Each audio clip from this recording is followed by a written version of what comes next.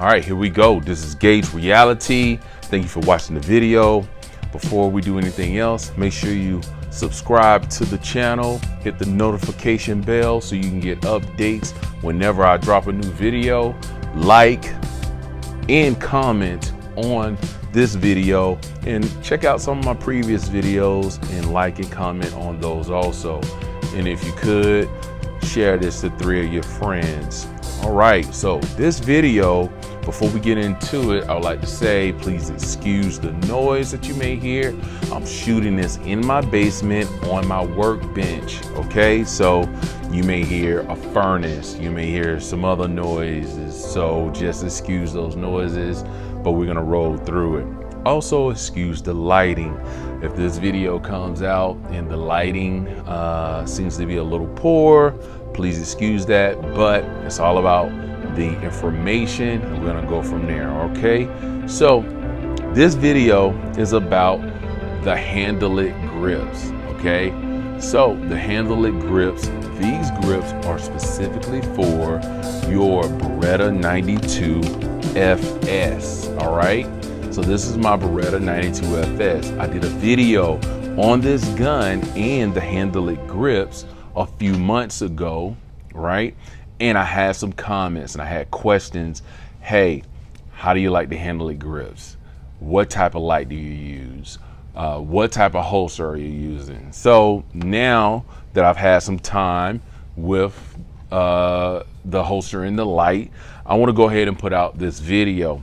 Now I know you're saying, okay, you have 3 holsters on the table. You have 3 guns on the table. And one of the 3 guns is a Beretta, and the Handle It grip is for the Beretta. Why do you have 2 Smith & Wessons on the table? Okay, I'll get to that later on in the video, but I wanted to cover the Handle It grips. So basically, before we get into anything, all these firearms have been safety checked, no magazines, they are clear, okay? That's the Beretta. This is the Smith & Wesson 45 M&P 2.0, okay? No magazine. And then this is the Smith & Wesson Compact 2.0. That's clear, no magazine, okay? So basically, I have my holsters also.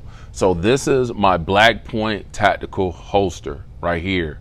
I had it custom made for this Smith & Wesson M2.0 45, right? This holster was made for this gun. It's inside the waistband, and I basically have this out to compare the quality of the 3 holsters.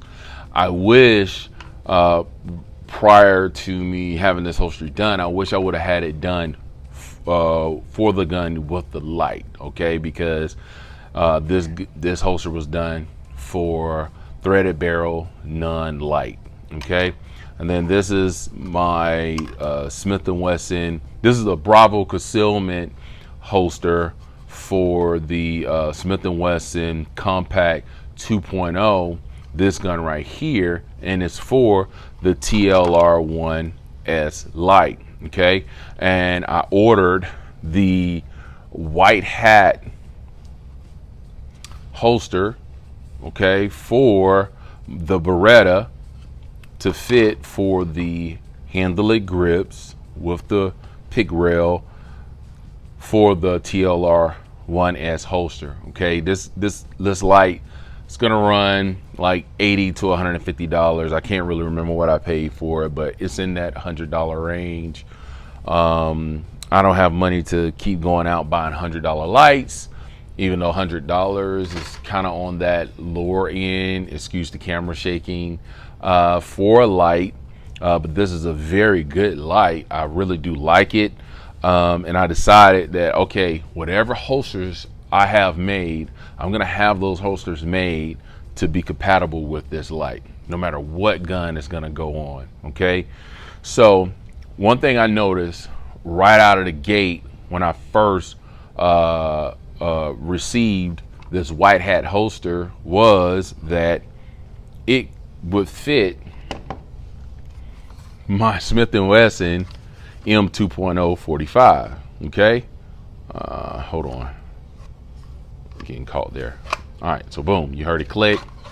All right, so boom, I was kind of getting caught right here. So I'm like, oh my gosh, are you telling me that I could have just put this light onto the handle it grips with the Beretta 92 and use this Bravo concealment holster? I'm like, man, that's crazy. I just spent $65 on this white hat holster when I could have used that holster the whole time. You know, now technically, is that the way you want to do it? Not really. You know, because like this holster was made for the compact, but you see the full size does fit. You have a little exposure of the trigger guard, but that's not gonna, nothing's gonna get in there and pull that trigger, I guarantee you. All right, but you know, things will happen. So let me go ahead, take this light off. Okay, then we're gonna transfer it over. Come on, baby. Okay, so I had to get a larger screwdriver. Sorry about that. So let's go ahead, take this light off. Okay, and let's go ahead and take it off of this gun. All right, we'll go ahead and put the gun into that holster right there. Man, I'm telling you, that Black Point tactical holster is just high quality. I really do like it. All right, so we have the light there. Now we're gonna go ahead, let's take the handles, the pads off of the Beretta. There we go. So now let's go ahead.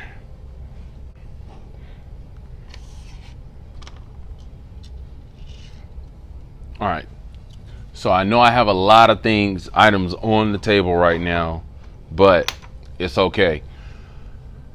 You know, one thing I was thinking about is you could actually consider this a chassis, like a chassis system, without it being a chassis system, because with those chassis, you really you're changing the configuration of the frame of the gun, but you're actually keeping the same trigger.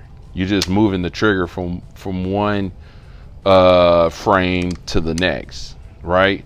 And you could probably see that, you know, consider this the same way, because you're keeping the same trigger. You just kind of, you know, making some changes to the frame. So that's kind of how I see this. You know, it's just crazy, because you know, you do want to enlarge the grip. You do want to have the option. All right, so this is backwards.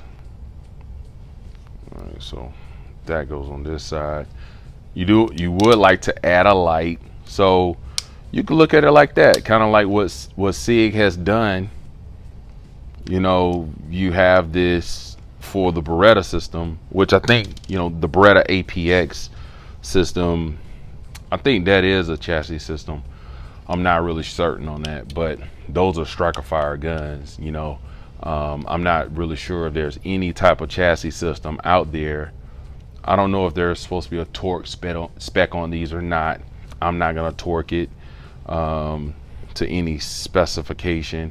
So if you're looking for that, this is the wrong video. So yeah, I mean, you know, it's kind of like,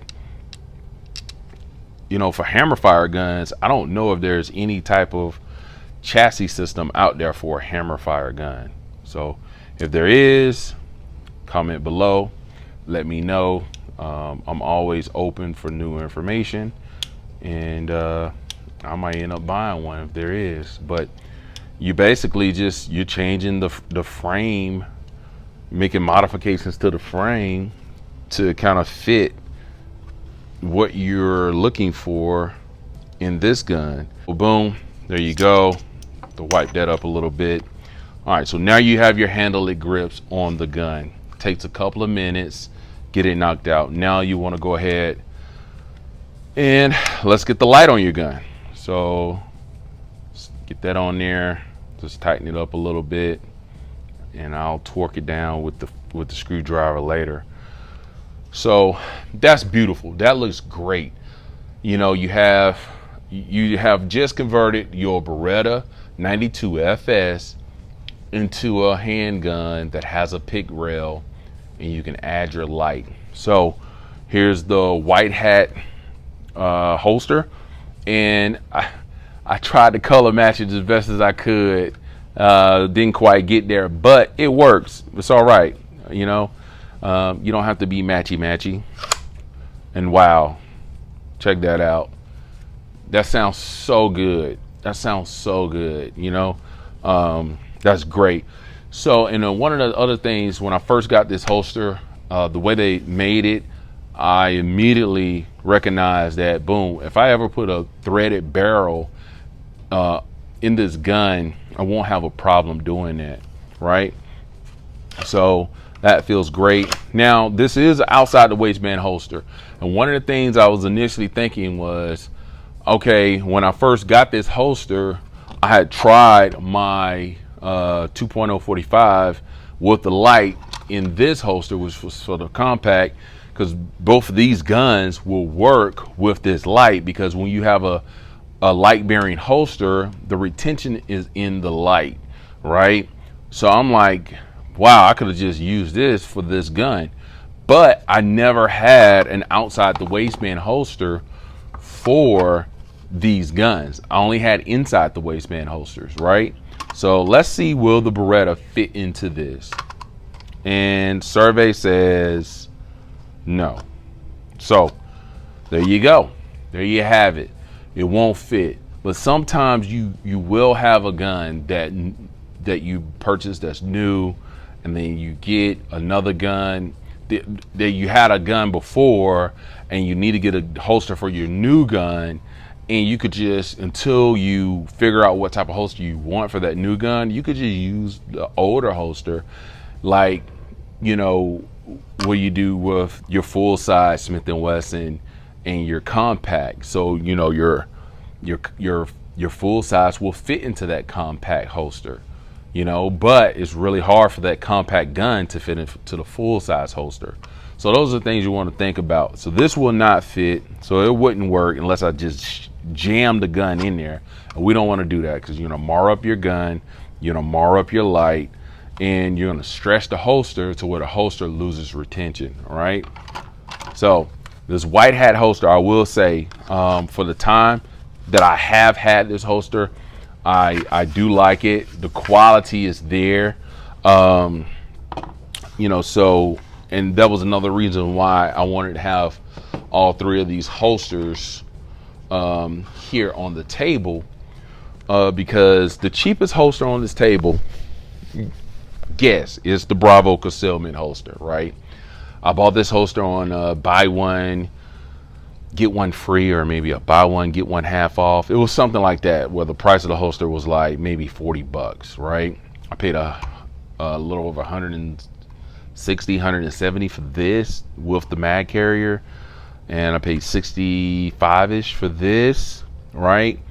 One thing I will say is that you do get what you pay for. This Bravo Concealment holster is a really nice holster. I would definitely recommend it to anyone. But if you have the opportunity to get a custom-made holster from a quality manufacturer, you should always do that. It's going to protect you from shooting yourself. It's going to protect you from a negligent discharge. It's going to make sure that, you know, someone's not going to be able to, you know, steal your firearm easily, or your firearm fall out of your holster. If you get into a fight and you fall on the ground, you won't have to worry about your holster falling.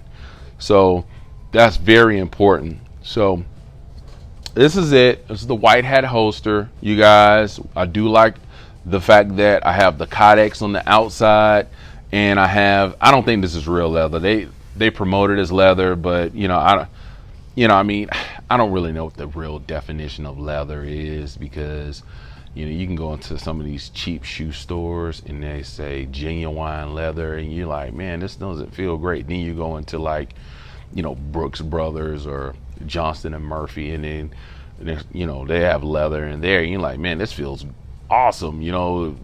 And you're like, what's the difference between this leather and that leather? Because this feels great, but you're looking at $1,000 versus that, and you're looking at $25. So I don't know.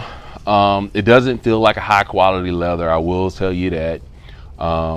Feels more like a pleather, but overall, it does feel great, you know, kind of looking at it versus like crossbreed. They make those, you know, quote unquote leather Kydex holsters. Crossbreeds do feel great. You know, we'll see. I haven't had this holster for very long. We'll see if the threads hold up. We'll see if the leather holds up, and go from there. I can't speak on the warranty from White Hat. I'll actually put that in the description below. But other than that, just wanted to show you guys that I'm definitely happy with the Handle It grips. I'm definitely happy with the White Hat holster. One thing about the Handle It grips, you know, they do have some checkering right here. It's not that great with, you know, enhancing the grip, you know. But these grips do well with giving you girth and thickness to hold on to the gun. I think if they can improve the checkering, so you know the gun doesn't slip, I think that would be great. You know, it's not as, and I love the Smith & Wesson grips. So a lot of people, Smith & Wesson gets hate on the grips, and I'm like, you know what? I just feel like when people hate on the Smith & Wesson grips, I think they don't shoot a lot, right? It's like two categories. You know, either don't shoot a lot or you don't carry a lot, or, you know, like, because if you carried a lot, you just wear an undershirt, right? And then the people who do shoot a lot, like I see here on the YouTube Uberverse, I think, you know, like when they talk negatively on the Smith & Wesson grips, I think it's like, okay, maybe they're getting paid to say that, because, you know, the worst thing you want to have is you're shooting a gun and the gun is like flying all over the place, you know. And this is not a Smith & Wesson video, it's about Beretta. But when you're shooting and you have this much grip on traction on your grips, the gun is gonna stay in your hand. It's gonna stay in place, right? That's just how I feel, and I think it's an added benefit. And Smith & Wesson has been listening to some of the negative criticism, and they have toned down these grips, especially on the Smith & Wesson Shield Plus, which I will have a video on that firearm here pretty soon. But anyways, about the Handle It grips, I do like these grips. I think it's really great. You know, this holster, the White Hat holster, is phenomenal holster. It's not ultra premium, but it is a higher quality versus something like this Bravo Concealment right here, right? So just kind of take that for what it's worth. Get out there, shoot, train, carry your firearm. Make sure you have a good holster. Make sure you have good carry rounds. Shoot with your carry rounds. That's all I really have to say. This is Gage Reality. Thank you all for your time and your patience with me in this video, and I'm out.